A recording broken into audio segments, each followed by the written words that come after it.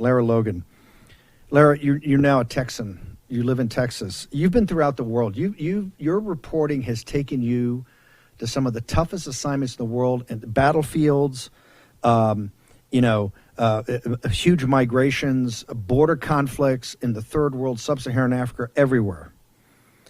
Is Kamala Harris right? Do we have a secured border, or as you see it as an objective journalist, not someone that has political inclinations or perceptions, but as just a journalist looking at facts, is the border of the United States not only not secure, but is there definitionally an invasion of this country, ma'am?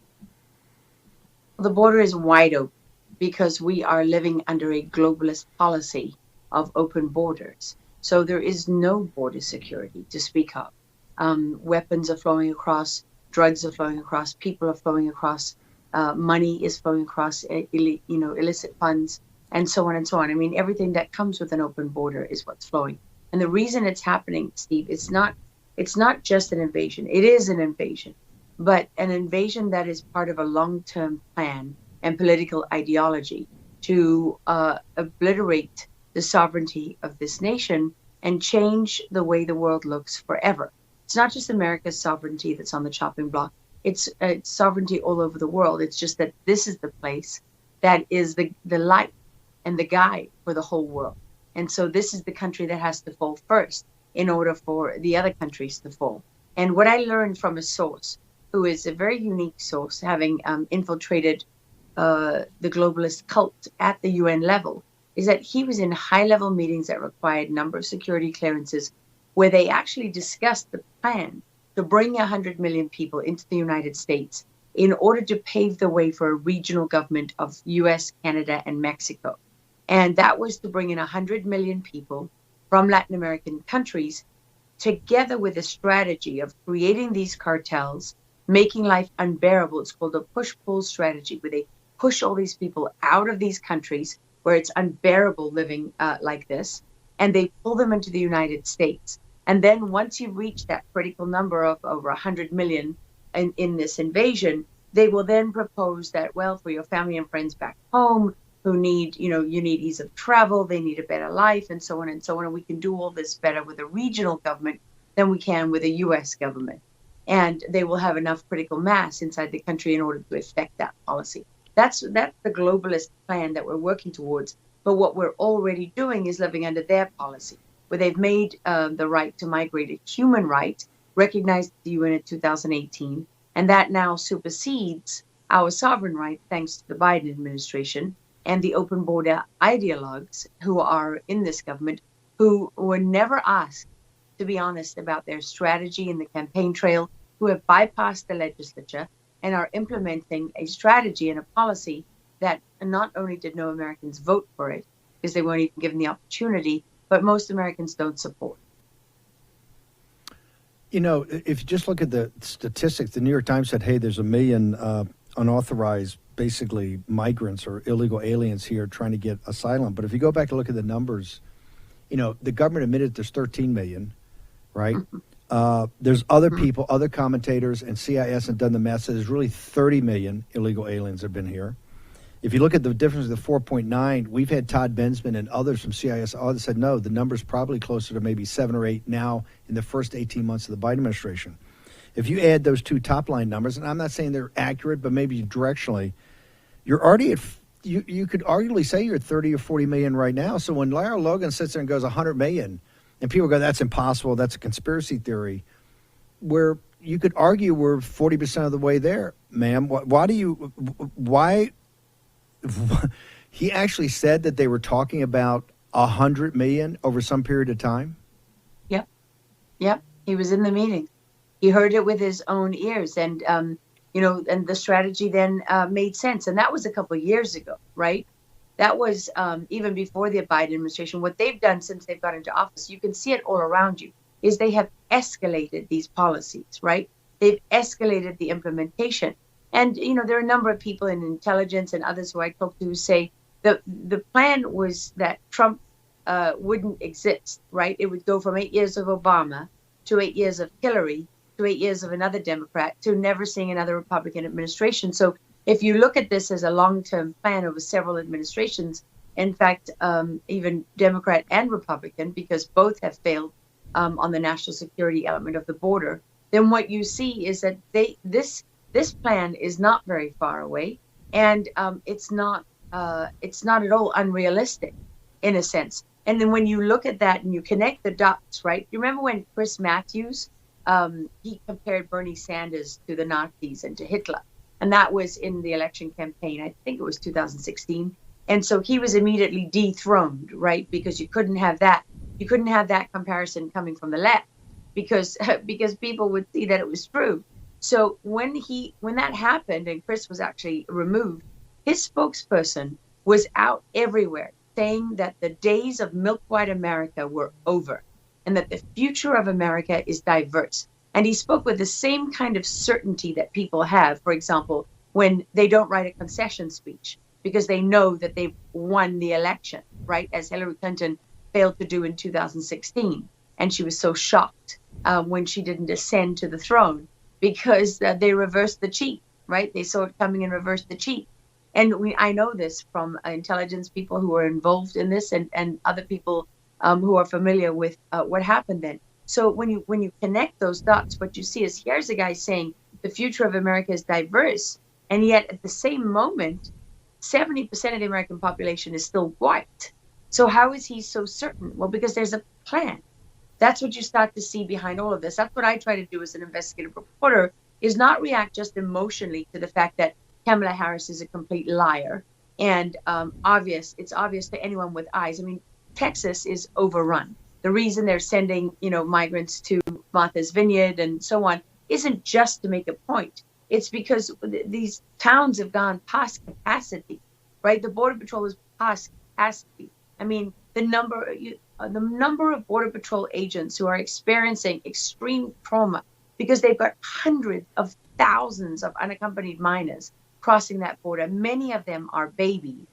You tell me that. How are the parents, right? Because remember, unaccompanied minors, aren't they supposed to be reunited with their parents in America who are here without their children, right? This is to rejoin families that have been separated. Well, how are they separated?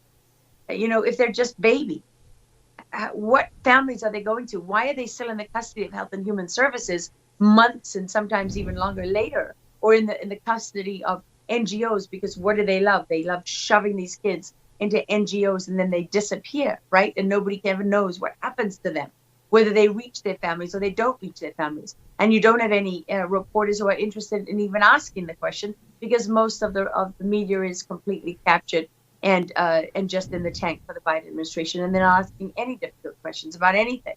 So if you imagine the impact that this has on your Border Patrol agencies, they're all past capacity. Suicide rates are up and through the roof. And it's the same in the DEA, Drug Enforcement Agency. They're not being able to do their job. And what they are seeing is an endless stream of people while terrorists come across, while national security is obliterated. But what they're actually looking at, if you step back from that emotion of the moment, is they are looking at a very carefully crafted strategy that is backed by the most powerful people in this country, some of whose names we know and some of whose names we don't know, and dark money and all the other things that go behind it, protected by layers and layers of deception, masked with the NGOs, that is part of a broader strategy to annihilate not just the sovereignty of this nation, but of every nation on earth, because they seek to have control of the whole globe. And that shouldn't be a shock or a conspiracy to anyone, because there's been 40 million movies made about people who wanted to rule the world, right? Many of your reports talk about human action and human agency of people step up or step in the breach and become heroes. You have 23 counties in Texas that have declared states of emergency. You have this organization of sheriffs. In your mind, and let's just focus on Texas because it's too overwhelming if you think of the big picture. But in Texas, the tip of the spear, can individual sheriffs, could Governor Abbott, could Texans come together and say, we're not going to allow our state to be destroyed, and we're going to step up here? You've already had 23 counties call in an invasion. You've had two or three of these sheriff organizations. What would be your recommendation there? Well, we know that Texas can do it because they did it before in 2015, and they shut down the border then.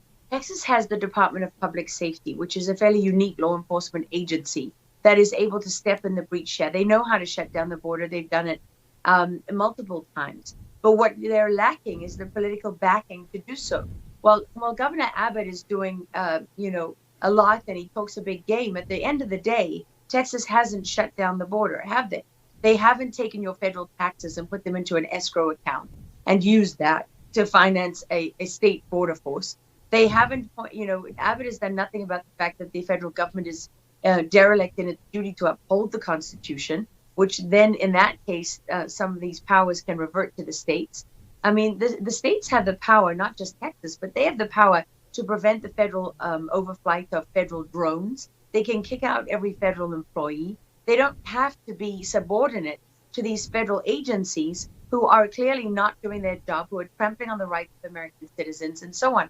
In fact, it's gotten so bad that a number of people in Texas, some of them law enforcement, some of them private citizens, have come together and they have created a military-style threat assessment. And I say military-style not in the sense that there's anything militaristic about it, but in the sense that that's what the military's job is traditionally, right? We rely on our intelligence agencies and the military to write what is called threat assessments, national security threat assessments that identify the true nature and scope of the threat.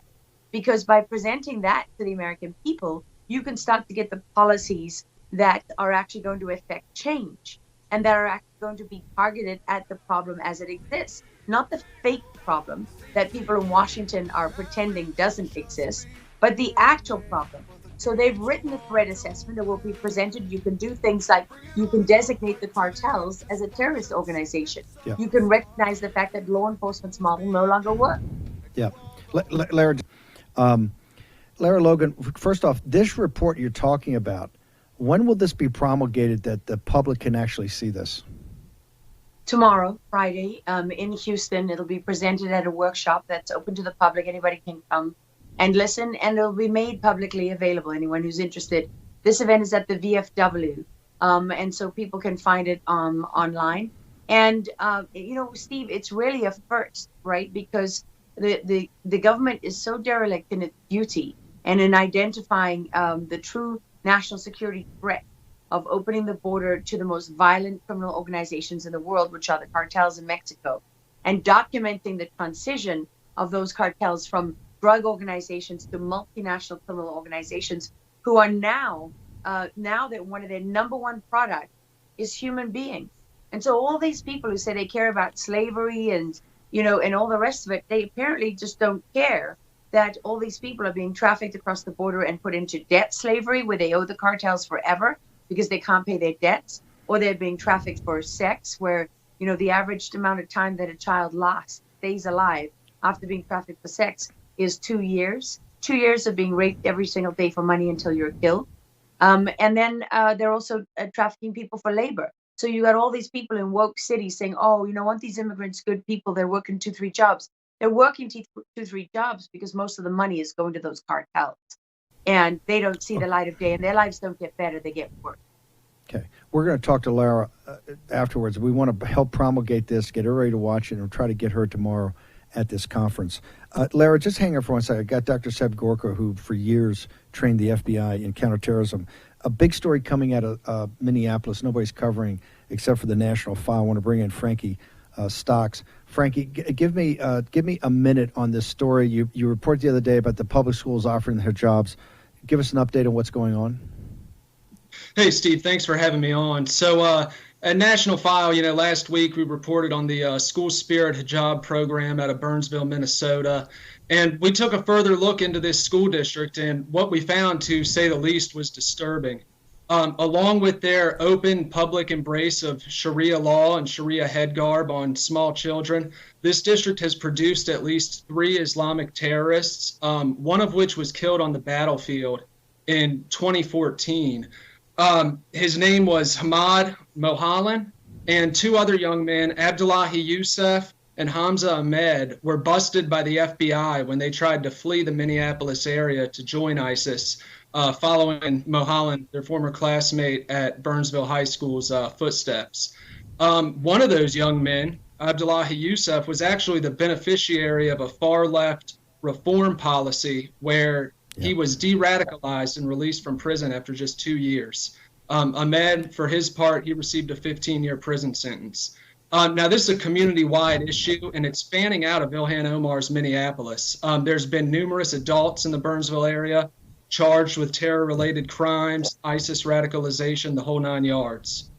Just hang on for a second. I'm gonna hold you, I guess, but I want to go to Lara before she punches out. How dangerous? You've reported and done some of your most important work in areas where Sharia law is ascended. How dangerous is this to have it in a public school system and to have it concentrated in a city like Minneapolis, ma'am?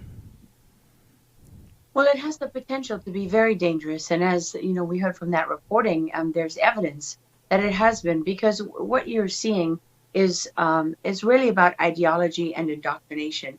It's those standards that are applied to people who want to, wear a hijab in the classroom or whatever. They're not applied across the board.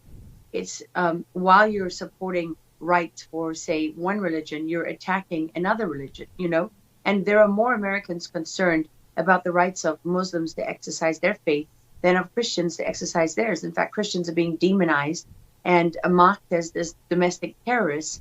And, the church has become synonymous with all evil, right? While even Satanists are elevated in American society. So it's also extremely dangerous, because what you're talking about is you've got someone like Ilhan Omar, right? This is her district. Is it any surprise that she doesn't believe in the United States Constitution? She hates white people. She can't stand Israel. They lie about that all the time because they don't want Jewish people across this country to wake up to the fact that this political ideology, this political movement is as far removed from anything that Americans support and believe in as is humanly possible. So, and then not only that, what you're essentially doing is this is the other part, and how this relates actually to the border. The other part of this strategy is to dilute the pool of people within the United States who know how this country was founded, who understand those principles, believe in them, and believe in the flag, and are proud to be American, and want to preserve this country as it was founded. What you're doing instead is you're bringing in illegal immigrants and legal immigrants, and you're teaching them that America is bad. It's full of racists. It's systemically racist. It never did anything good for anybody. And you're encouraging, basically, the decline of this nation from within. And for many of these people, I'll tell you, Steve, when I just became a citizen. And when I went to my seat and found the packet where the oath is and everything else that I needed to know, you know what the top page was? The top page was a flyer from the League of Women Voters.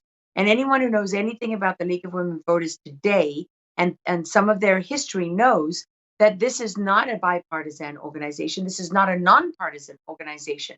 This is a highly partisan political organization, one of the many that hides behind their 501(c)(3) status and lies to people and comes to them deceptively and says, we're just encouraging you to vote. No, what they're doing is taking the new immigrants, taking these people who go to cities like Minneapolis, and making sure that they have them in their clutches to get them to vote the way they want to, and to think the way they want to, and to believe what they believe. So diluting the pool of patriotic Americans while flooding the country with people, and ignoring the fact that really what we're doing is we have someone like Ilhan Omar and people in her district who the causes that they're signing up to, they don't believe in the United States. They don't like anything about this country. They want to change everything about it, and they're at war with the people themselves. But they're not the ones that the FBI is worried about, right? The FBI is worried about people like you and people like me and Mike Lindell, the pillow guy, right? Those are the ones they're going after. And what the media is doing is helping them in that, because they are taking a knee to this ideology, and they are playing down the fact that there are Islamic terrorists and breeding grounds for Islamic terrorists in our own cities and our own schools.